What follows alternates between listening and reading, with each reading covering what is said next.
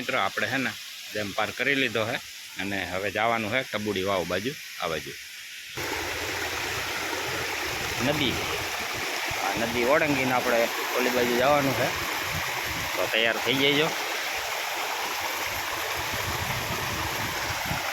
જય બજરંગબલી દાદા, જય હનુમાન દાદા. તો આ રીતે હનુમાન દાદા અહીંયા બિરાજમાન છે. સીતારામ. જય વાઘેશ્વરી માતા. આ રીતના મૂર્તિ સ્વરૂપે માતાજી અહીંયા બિરાજમાન છે.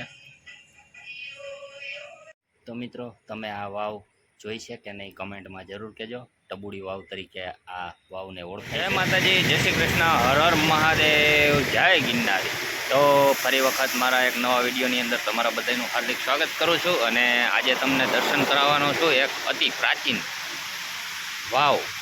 અને ત્યાં હનુમાન દાદા પણ બિરાજમાન છે અને અંબે માતાજી પણ બિરાજમાન છે. જે ટબુડી વાવ તરીકે જગ્યા ઓળખાય છે. લગભગ લોકોએ છે ને જગ્યા નહીં જોઈ હોય તો વિડીયોમાં બન્યા રહેજો.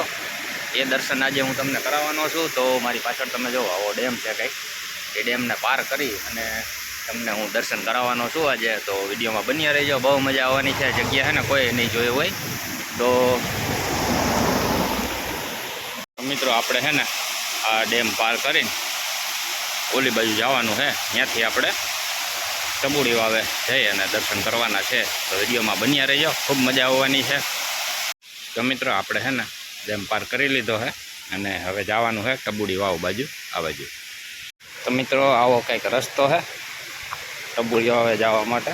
જો અહીંયા પાછું કંઈક ઝરણું આવી ગયું. નદી, આ નદી ઓળંગીને આપણે ઓલી બાજુ જવાનું છે. તો તૈયાર થઈ જઈજો. તો મિત્રો આવી કંઈક નદી હતી, આપણે પાર કરી લીધી છે અને હવે જાય છીએ ટબુડી વાવ બાજુ. આવો કંઈક રસ્તો છે. ગિરનારના પેટાળમાં અલૌકિક જગ્યા જેના આપણે આજે દર્શન કરવાના છે. તો વિડીયોમાં બન્યા રહેજો. આવા દર્શન બહુ દુર્લભ હોય.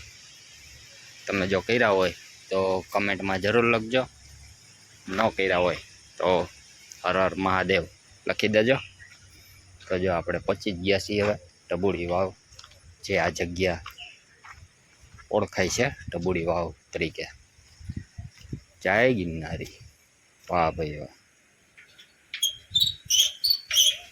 તો ફાઇનલી મિત્રો આપણે છે ને એ જગ્યા ઉપર આવી ગયા છે. મારી પાછળ તમે જોઈ શકો છો અહીંયા હનુમાન દાદા બિરાજમાન છે. બાજુમાં વાઘેશ્વરી માતાજીનું પણ સ્થાનક આવેલું છે.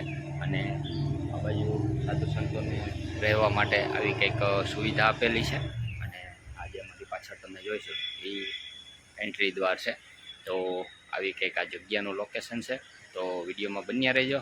તમામ માહિતી આ વિડીયોની અંદર મળવાની છે. અને જે હું તમને કહેતો હતો ટબુડી વાવ, એ વાવ જો આ જગ્યા ઉપર આવેલી છે. ટબુડી વાવ જે કહેવામાં આવે છે, બહુ પ્રાચીન વાવ છે જેના આજે આપણે વિડીયોના માધ્યમથી હું તમને દર્શન કરાવવા જઈ રહ્યો છું. તો બન્યા રહેજો વિડીયોમાં. આ વાવના દર્શન તમે કોઈ દી નહીં કર્યા હોય તો ચાલો સાથે મળી અને વાવ તમને બતાવું અને દર્શન કરાવું. જય ગિરનારી. તો મિત્રો આ એન્ટ્રી દર અહીંથી આપણે આવ્યા હતા અને અહીંયા પીવા માટે પાણીનો સરસ મજાનો ટાંકો છે.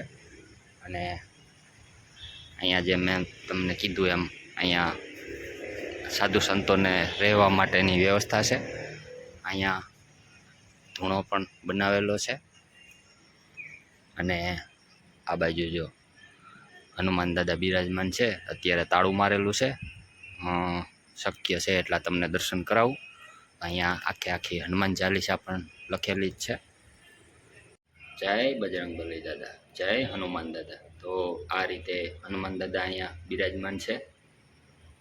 સીતારામ. ને મંદિરની આ બાજુમાં વાઘેશ્વરી માતા બિરાજમાન છે. જય વાઘેશ્વરી માતા. આ રીતના મૂર્તિ સ્વરૂપે માતાજી અહીંયા બિરાજમાન છે. મંદિરની બાજુમાં જ અહીંયા જો અહીંથી ગરવો ગઢ ગિરનાર. વાહ ભાઈ વાહ. ચોમાસાની સિઝન છે અને પ્રકૃતિ ટોળે કળાએ ખીલી ઉઠી છે. ને એકદમ બધું લીલું છમ થઈ ગયું છે. અને આ બાજુ એ વાવ આવેલી છે, જે આપણે વિડીયોના માધ્યમથી હું તમને બતાવવા જઈ રહ્યો છું. તો વિડીયોમાં બન્યા રહીજો.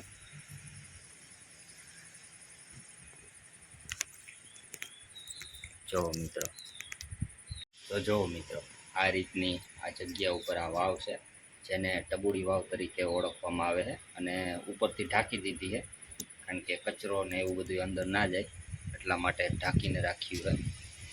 આવા કંઈક પગથિયા છે અને આવું કંઈક વાવનું બાંધકામ છે. બહુ મોટી અને અત્યારે તો આખી ભરેલી છે. અને અહીંયા પણ પૂજા કરતા હોય એવું સ્થાનક છે.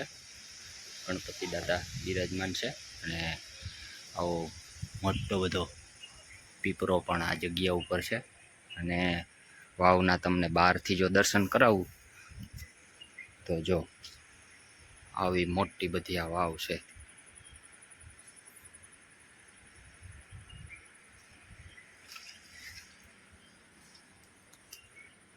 ઢાકેલી છે, નકર તો દેખાત.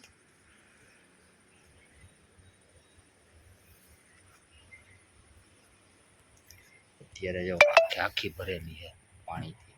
આ રીતની કંઈક આ વાવ છે.